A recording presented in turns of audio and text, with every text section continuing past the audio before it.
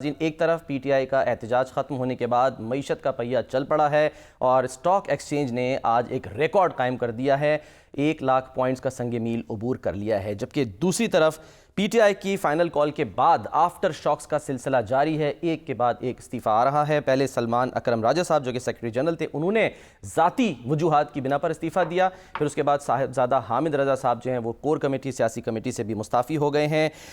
बुशरा बीबी के किरदार पर पार्टी के अंदर तनकीद का सिलसिला जारी है और एहतजाज में नाकामी की वजह भी शायद उन्हें ही करार दिया जा रहा है।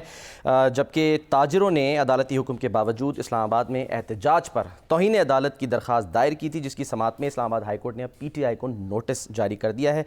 और इसी सिलसिले में ताजरों, वफाकी वज़रा और सेनेटर्स ने केपी में गवर्नर राज की हिमायत कर दी है। इस पर केपी असम्बली का हंगामी इजलास भी आज तलब कर लिया गया है और पीटीआई पर पाबंदी की भी बातें जो हैं वो की जा रही हैं। बलूचिस्तान असम्बली में करारदाद मंजूर हुई है।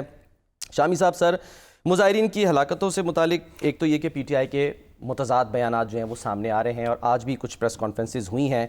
आप आज का जो दिन है सर, उसको कैसे देख रहे हैं? क्या ये पीटीआई की कोई टूट फूट का जो है वो सिलसिला शुरू होने जा रहा है इस्तीफ़ों की वजह से? देखिए, पीटीआई को बहुत सदमा तक पहुंचा है ना। और यानी जैसे नेपोलियन रूस में घुस गया था और फिर क्या हुआ, सर्दी ने उसका इस्तकबाल किया और उसको अपनी लपेट में ले लिया। उसकी वो दुर्गत बनी कि तारीख का एक नाकाबिले फरामोश बाब है।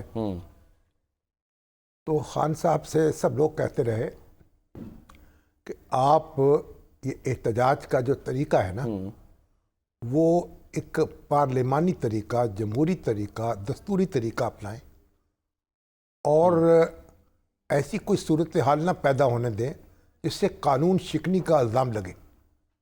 अच्छा। लेकिन उन्होंने तो इस तरह कॉल दी अपनी रिहाई की कि, और अमीन गंडापुर जो हैं उन्होंने ऐसी तकरीरें की और बुशरा बीबी ने ऐसी तकरीरें की कि बस ये था कि मारेंगे ये मर जाएंगे।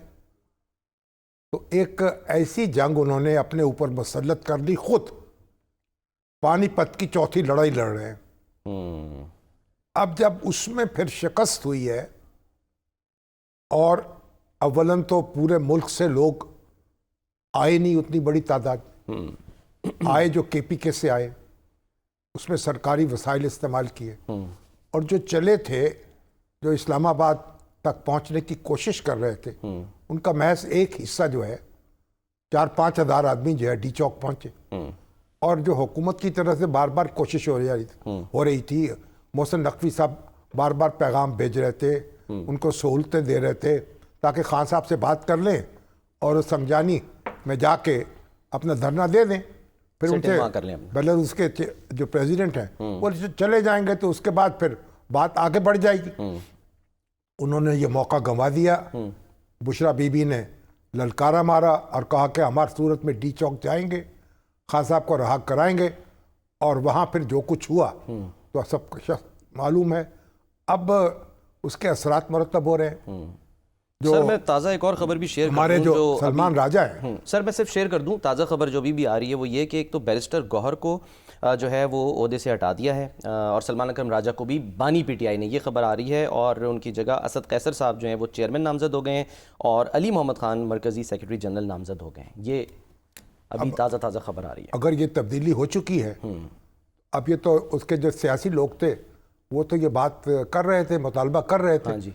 जो ये वकील हजरात हैं, इनको कोई बड़े काबिल एहतराम है, लेकिन कोई शुद्ध जब प्रैक्टिकल पॉलिटिक्स की ना हो तो वो तो फिर एक ही यानी नुक्ते पे जम जाते हैं।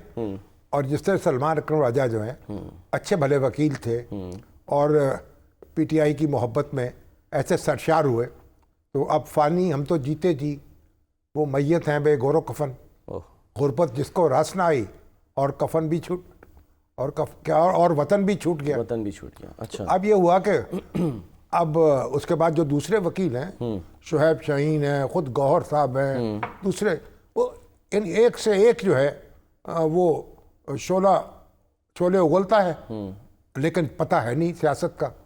तो अब अगर गौहर साहब तो फिर असल में तो सर बानी सॉरी मैं पीटीआई आपकी बात काट रहा हूँ माजरत के साथ, शोला भी कहाँ उगलता है? यानी जहाँ जरूरत है कि जहाँ टीवी के थोड़ी सी ऊपर, टीवी स्क्रीन पे। टीवी पे भी जो सियासी उनके जो रहनुमा मगर हैं, वो सवाल ज्यादा ये अच्छा है, बोलते हैं। सवाल ये है कि वो तो इमरान खान साहब ने उनको नॉमिनेट किया था, वो हर बात पर उनसे पूछते थे, उनको कोई उन्होंने खुद मुख्तारी नहीं दी थी, अपने फैसले वो कर नहीं सकते थे। तो अगर इसी तरीके से जो सियासी लोग हैं वो आगे आएंगे और उनको भी इसी तरह यानी उंगली उनकी भी कहा जब पकड़ के चले तो फिर क्या नतीजा निकलेगा। यानी ये जो लोग आए हैं, असद कैसर या अली मोहम्मद खान साहब, ये भी डिपेंडेंट होंगे कि हर फैसले में सुने उनकी। उनको फैसला नहीं करने दिया जाएगा तो फिर क्या होगा, फिर नुकसान पे नुकसान होगा। और ये जो कॉल दी गई थी जो धरने की, लॉन्ग मार्च की, ये तो एक बड़ा एक शेख चिल्ली का मंसूबा था, ख्याली पुलाव पका रहे थे। तो बहरहाल अब आप देखिए कि इस वक्त तो अब मुश्किल पैदा हो गई है और जंग यानी जंग में एक जब आप हार जाएं तो फिर जब टामक टोइयाँ मारते हैं, हाथ पांव मारते हैं, लेकिन जो नुकसान होना होता है वो हो चुका होता है।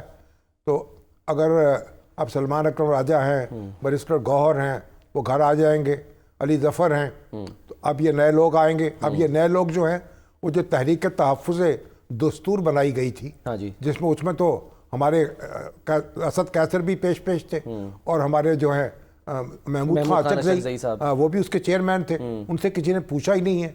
और फिर तो अहमद रजा जो हैं वो भी जनाब सुन्नी कौंसिल के करता धरता है, वो भी बदल हो गए हैं, उन्होंने भी इस्तीफे दे दिए हैं उनकी पॉलिटिकल कमेटी से और शायद वो कौमी असम्बली से भी इस्तीफा देना अभी सर 2 मिनट पहले मेरी उनसे बात हुई है तो वो यही कह रहे थे कि मैं पता नहीं किसी इजलास में बैठे हुए थे तो कौन सा इजलास, खान साहब को मैं खुद जाके मैं खुद इस्तीफा दूंगा जी। चलिए जब मुलाकात होगी तो फिर देखा जाएगा। और जिम्मेदारी सर वो ये मरकजी क़यादत पर ही डाल रहे हैं। बुशरा बीबी से मुताल्लिक भी सवाल किया तो वो कह रहे हैं कि वो तो बात ये है ना कि अब पीटीआई की तरफ से बसवातर एक बात कही, अदील होंगे हमारे साथ, हम अदील वड़ाइच को सर अभी साथ ले रहे हैं, बिल्कुल उनको क्या मलाएं जरूर उनके, ताकि उनसे हम इस्लामाबाद की सूरत हाल पर गुफ्तगू कर सकें। ठीक है, बिल्कुल। देखिए वो जो बानी पीटीआई हैं, अब बेचारे कुछ भी कर लें, जो हवा जो आप जब फुटबॉल होता है ना उसमें हवा भरी होती है, जब आप एक उसमें छोटा सा वो कांटा चबोते हैं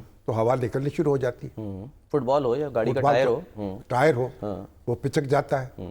तो अब वो पंक्चर तो हुआ है, अब पंक्चर जो है उस पर दोबारा मरहम पट्टी हो सकेगी नहीं हो सकेगी, ये तो फिर आने वाले दिन बताएंगे। उनको सोचना होगा, अपनी पूरी हिकमत अमली पे दोबारा गौर करना होगा और नए तौर तरीके इख्तियार करने होंगे। इक़्तिदार से रुखसती के बाद उन्होंने जो एहतजाजी सियासत अपनाई थी उसने उनको कहीं कर नहीं छोड़ा। 9 मई के जो वाक़यात हुए उसके असरात अब तक भुगत रहे हैं हम, और अब जो वाक़यात हुए हैं तो आप देखिए कि बलूचिस्तान असम्बली जो है उसने कहा है कि जनाब पाबंदी लगा दी जाए। जी हाँ, एक करारदाद जो है वो मंजूर की गई है। अब देखिए बलूचिस्तान असम्बली जो है उसमें हुकूमत है, उसके वज़ीर आला हैं सरफराज बुगटी साहब, और सरफराज बुगटी साहब, और सरफराज बुगटी साहब लीडर हैं इस वक्त पीपल्स पार्टी के। तो गोया सबसे पहले तो पीपल्स पार्टी की तरफ से मुतालबा है ना कि भाई इनकी पार्टी पर पाबंदी लगाई जाए। अब अगर पाबंदी लगाई जाती है उसके भी अपने असरात मुरत्तब होंगे सियासत। सर ये कोशिश पहले भी तो हुई थी ना, जुलाई में आपको याद होगा कि एकदम प्रेस कॉन्फ्रेंस हुई ना हुकूमत, हाँ तारड़ साहब आए, तो हम पाबंदी लगा रहे हैं। पीपल्स पार्टी ने कोई साथ नहीं दिया और इतना रास्ता मुख्तलिफ किया और वो बढ़ते हुए कदम रुक गए। अब अगर पीपल्स पार्टी ये मुतालबा करती है उसके भी नताइज मुरत्तब होंगे। अगर पीटीआई ना रहे मैदान में, उस पर पाबंदी लगा दी जाए तो फिर जो मुस्लिम लीग नून जो है और पीपल्स पार्टी तो वही एक दूसरे के मुतहारब हो जाएंगे। अच्छा, एक दूसरे के मुकाबले आ जाएंगे। जब देखे ना जिनके मुकाबले में इत्तेहाद कायम हुआ, अगर वो इत्तेहाद वही ना रहे, हम ही जो ना होंगे तो क्या रंगे महफिल, किसे देखकर आप शर्माइएगा। तो फिर वो खुद अगर उनसे पीटीआई जो है मैदान में ना हो तो फिर मैदान में कोई और पार्टी आएगी। और क्योंकि जो पीटीआई का वोटर है वो तो एक मुतलाशी होगा किसी नई क़यादत का, और असेंबली में फिर मैदान लग जाएगा